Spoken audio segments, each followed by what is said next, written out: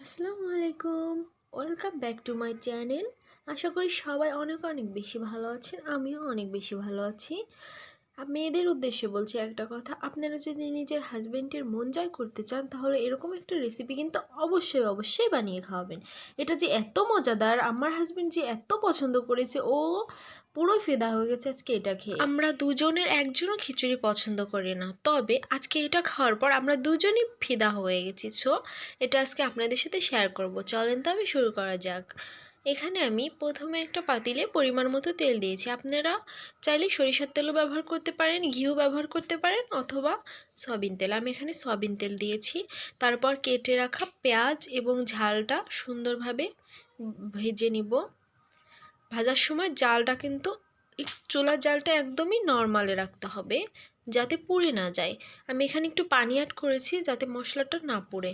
তারপর এখানে আদা বাটা এবং রসুন থেতো করে দিয়েছি। রসুনটা থেতো করে দিলে আমার ভাল লাগে।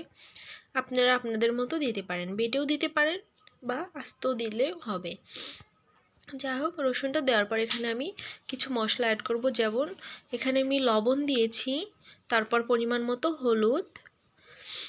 হলুদটা আপনারা যতটুকু রান্না করবেন সেরকম আন্দাজে দিবেন। তারপরে এখানে ধনিয়া গুঁড়া, এখানে ধনিয়া গুঁড়া যদি আপনার না থাকে আপনি ধনিয়া পাতাও দিতে পারেন, এটা অপশনাল। তারপর এখানে আমি ধুয়ে রাখা চর্বিগুলো দিয়ে দেব।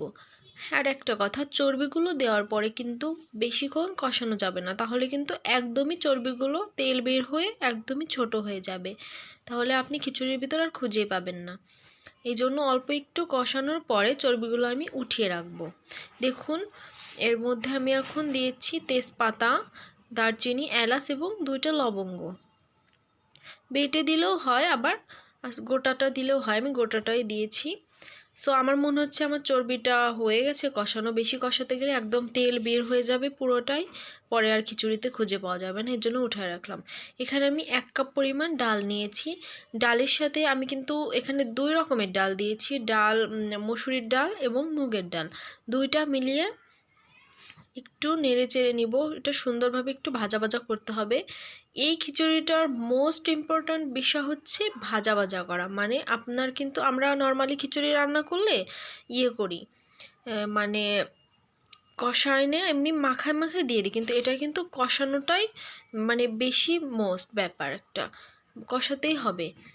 আমি এটা অনেকটা সময় ধরে কষাবো। চালটা ধুয়ে দিয়ে দিয়েছি, ধুয়ে দেখতে পাচ্ছেন অনেকটা সময় কষাবো, মানে চালের যে পানিটা থাকে সেটা শুকানো পর্যন্ত কষাতে হবে। যখনই দেখবেন আপনার পাতিলের সাথে এঁটে এঁটে আসতেছে, তখন মনে করবেন আপনার এটা ভাজা ভাজা হওয়া শেষ।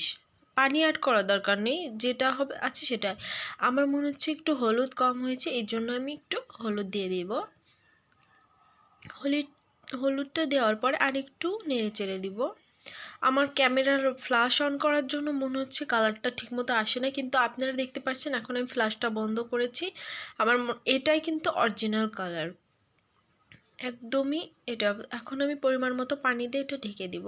ঢেকে দেওয়ার পরে অনেকক্ষণ পরে আসলাম, দেখুন প্রায় হয়ে এসেছে, হালকা একটু পানি আছে। এই জন্য আমি এর ভিতর জিরা অ্যাড করে দিলাম এবং লবণটা চেক করে সব ঠিকঠাক করে নিয়েছি। আপনারাও এভাবে লবণ চেক করে নেবেন এই সময়। এরকম আমি লবণটা চেক করে নিয়েছি, একদমই ঠিকঠাক, ভালোই হয়েছে। লবণটা চেক করার পর এখন আমি এখানে আমার তুলে রাখা চর্বিগুলো দিয়ে দেব। চর্বিগুলো দিয়ে ঢেকে রাখবো, ঢেকে রাখার পর নামিয়ে নেব। সো নামিয়ে নেওয়ার পরে দেখুন আমি খেতে বসে গিয়েছি। আমার অনেক মজা লাগতেছে এটা খেতে, বিশেষ করে চর্বিটা যখন এভাবে মাখিয়ে মুখে দিতেছি, এত সুন্দর একটা ফ্লেভার, এত সুন্দর একটা টেস্ট আসছে। তার সাথে একটু লেবু দিয়ে, একটু ঝালে কামড় দিয়ে চটকে চটকে যদি মুখের মধ্যে দেন, এরকম এরকম টেস্ট আর কোনো খাবারে আসবে না। সো এই ভিডিওটি ভালো লেগে থাকলে অবশ্যই বাসায় বানিয়ে খাবেন এবং আমার চ্যানেলটি সাবস্ক্রাইব করে যাবেন। আল্লাহ হাফেজ। ও আরেকটা কথা, শেয়ারও করে যাবেন।